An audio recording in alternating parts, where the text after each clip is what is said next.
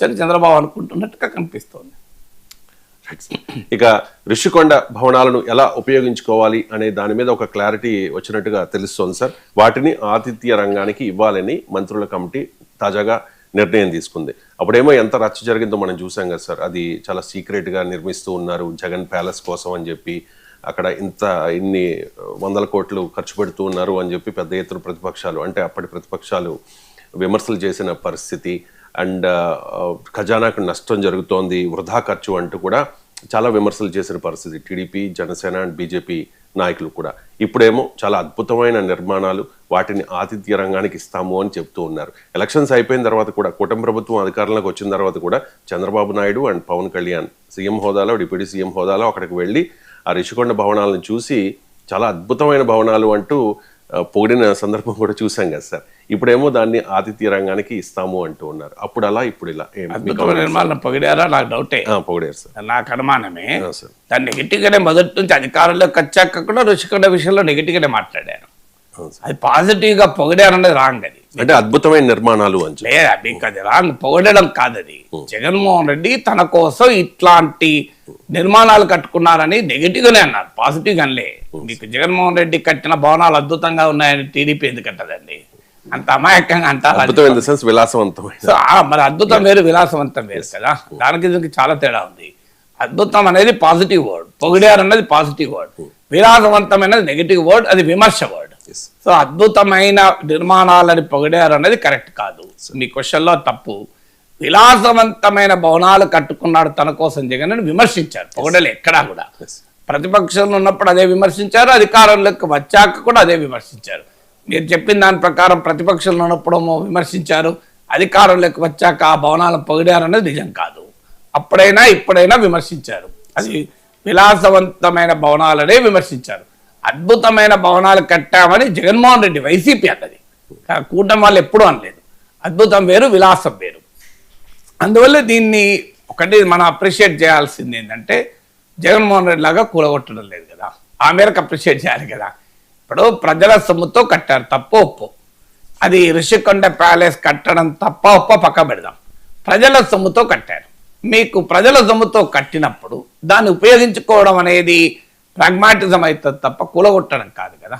మీకు ఇక్కడ పోనీ కూలగొట్టినప్పుడు ఒక విధానపరంగా అది ప్రైవేటు వారు ఎవరు చేసినా కూలగొడతామని చెప్పి ప్రభుత్వమే ఇందుకు ముందుంటుంది, పర్యావరణ పరిరక్షణ అని కనుక స్టాండ్ తీసుకుంటే తప్పలేదు. అప్పుడు కూలగొట్టినా నేను తప్పనను, ఎందుకంటే ఫర్ ఎ లార్జర్ కాజ్ చేస్తున్నారు.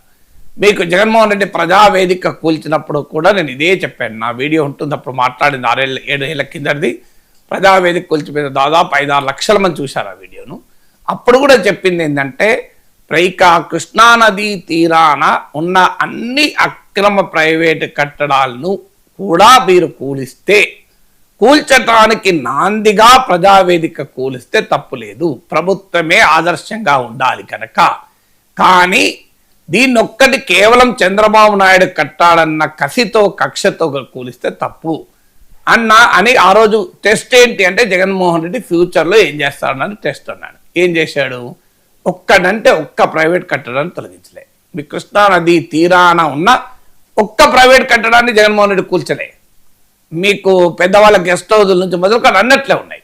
అంటే క్లియర్గా జగన్మోహన్ రెడ్డి ప్రజావేదికను కూల్చడంలో పర్యావరణ పరిరక్షణ అనే నిబద్ధత ఎక్కడా లేదు. చంద్రబాబు నాయుడు కట్టాడు గనక దాన్ని భరించలేక ఆ కక్ష కసితో చేశాడు. రాష్ట్రాన్ని పాలించే నాయకులకు ఆ రకమైన కక్ష కసి ఉంటే మంచిది కాదు. అది ప్రజాహితమా కాదా అని చూడాలి తప్ప, తాను దేశించే వ్యక్తి చేశాడు గనక నేను దాన్ని నాశనం చేస్తాను అని అనుకుంటే అది చాలా పొరపాటు. చివరకు ప్రజలు దాన్ని క్షమించరు. అదే జరిగింది జగన్మోహన్ రెడ్డికి 11 సీట్లు రావటానికి. అమరావతి అనే రాజధాని అనే అంశంలో కూడా చంద్రబాబు నాయుడు మీద ఉన్న వ్యతిరేకత కాస్త అమరావతి పైన వ్యతిరేకతగా మారి అమరావతిని ద్వేషిస్తూ వచ్చారు. వ్యతిరేకమే కాదు, ఇప్పటికీ అమరావతిని ద్వేషిస్తున్నారు. విచిత్రం ఏంటంటే, శ్మశానం అన్నారు, ఆడ ఇప్పటికీ వేశ్యల రాజధాని అంటున్నారు. ఎన్ని రకాలుగా ద్వేషించాలని రకాలు ద్వేషిస్తున్నారు.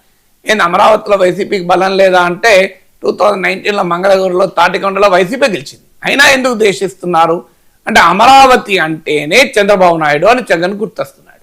అమరావతి అంటే అక్కడున్న ప్రజలు, అక్కడ ఉన్న తమ నాయకులు కూడా ఉన్నారు అనేది మర్చిపోతున్నారు. సో ఇప్పుడు అలాగే ఈ ప్రజావేదిక విషయంలో కూడా అదే రకమైన చంద్రబాబు పైన ద్వేషం. జగన్ చేస్తున్న పెద్ద పొరపాట్లు ఏంటి అంటే అనుక్షణము చంద్రబాబు పైన ద్వేషంతో రగిలిపోతున్నాడు. ఈ ద్వేషంతో రగిలిపోవడం వల్ల తన విధానాల్ని ఆ ద్వేషపూరితమైన భావనే డామినేట్ చేస్తుంది. అదే అమరావతి విషయంలో చేశాడు, అదే ప్రజావేదిక విషయంలో చేశారు. అందువల్ల దానివల్ల నష్టపోయారు. ప్రజావేదిక కూల్చి ప్రజాధనాన్ని నష్టం చేశారు. ప్రజావేదిక కూల్చడంతో జగన్మోహన్ రెడ్డి పాలన ఇమేజ్ కాస్త పబ్లిక్ పర్సెప్షన్లో విధ్వంసక విధానము అని భావన క్రియేట్ చేస్తానికి టీడీపీకి అవకాశం వచ్చింది. అక్కడ నుంచే స్టార్ట్ అయింది కదా విధ్వంసము, అమరావతి విధ్వంసము, ప్రజావేదిక విధ్వంసము, పోలవరం విధ్వంసము, రాజధాని విధ్వంసం అని మొదలైంది అక్కడ. సో అందువల్ల జగన్మోహన్ రెడ్డి చాలా పెద్ద తప్పు చేశాడు అది. కానీ చంద్రబాబు నాయుడు ఆ జాగ్రత్త పడ్డాడు. మీకు ఏదో జగన్ కట్టాడు గనక దానిపైన దేశంతో నేను ఈ భవనాల్ని వాడకుండా అలాగే ఉంచుతాను, మ్యూజియం లాగా అలా కనబడేలా, లేక వాటిని కూలగొడతాననే స్టాండ్ తీసుకోకుండా వాటిని ఆల్టర్నేటివ్గా ప్రొడక్టివ్గా వాడతానని తీసుకునే నిర్ణయాన్ని ఆహ్వానించాలి. ఎందుకంటే అల్టిమేట్గా ఇది ప్రజల సొమ్ము. ఎవరు ఎందుకు కట్టినా ఆ కట్టడాన్ని మనం వ్యతిరేకించినా అంగీకరించినా బట్ అల్టిమేట్గా ప్రజల సొమ్ముతో కట్టిన దాన్ని ప్రజోపయోగంగా ఉండాలి తప్ప అది వేస్ట్గా ఉండకూడదు. ఇది మొదటిగా. అందువల్ల దీన్ని ఆతిథ్య రంగానికి హాస్పిటాలిటీ సెక్టార్కి ఇచ్చి దీన్ని ప్రొడక్టివ్గా యూటిలైజ్ చేసుకుంటాము అంటే డెఫినెట్గా ఆహ్వానించాలి. అయితే ఇక్కడ వైసీపీ వాదన ఏంటి? చూడండి మేము కట్టిన భవనాలు ఇంత బాగా ఉపయోగపడుతున్నాయి కదా, మరి ఆ రోజు ఇది విలాసవంతము వృధా ఖర్చు అన్నారు కదా అని. వృధా ఖర్చు అని ఎప్పుడు ఎందుకు వచ్చిన చర్చ? మొదటి నుంచి కూడా జగన్మోహన్ రెడ్డి ఇది రాజధానిగా విశాఖను మారుస్తున్నాను కనుక దీన్ని ఒక హాస్పిటాలిటీ సెక్టార్ టూరిజం రంగానికి తలమానికంగా రుషికొండ వాడుతాను అని ఉంటే ఇంత వివాదం అయ్యేది కాదు.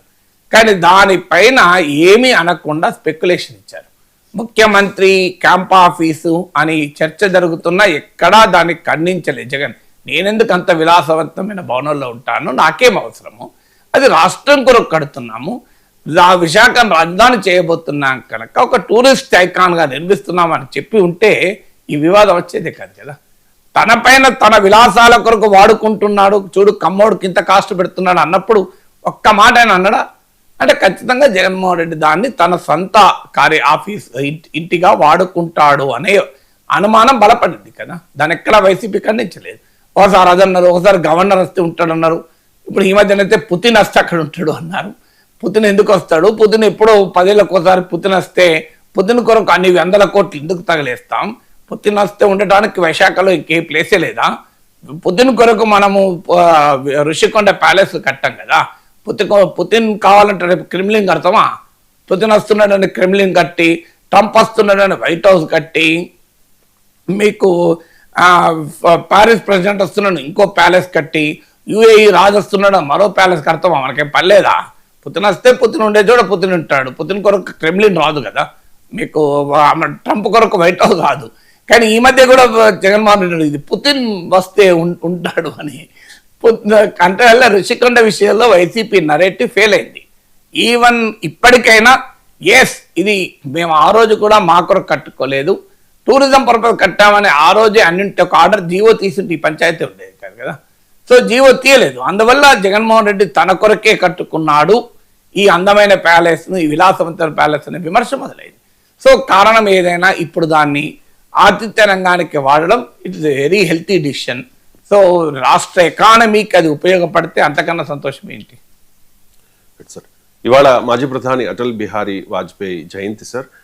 అమరావతిలో సుపరిపాలన దినోత్సవ బహిరంగ సభ జరగబోతోంది. 14 అడుగుల వాజ్పేయి విగ్రహావిష్కరణ కూడా జరగబోతోంది. సీఎం చంద్రబాబు పాల్గొంటారు, అలాగే కేంద్ర మంత్రి